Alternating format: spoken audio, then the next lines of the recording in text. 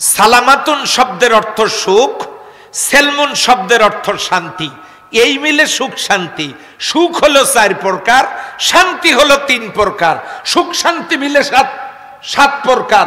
এই 7 প্রকার সুখ শান্তি এই আল্লাহর হুকুমে চন্দ্র সূর্য গ্রহ নক্ষত্র কীট পতঙ্গ পশু পাখি প্রাণী যারা আল্লাহর বাতানো নিয়মে সিস্টেমেটিক ওয়েতে জীবন পরিচালনা করছে প্রাকৃতিক এই ইসলামে, তারা সবাই শান্তিতে আছে।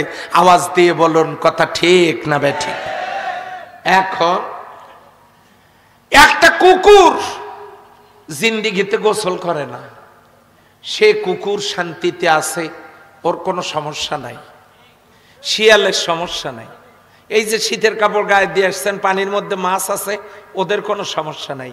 যে মাছের যতটুকু আঁশ থাকলে ওকে ঠান্ডা লাগবে না, আল্লাহ অতটুকুই দিয়ে দিয়েছেন।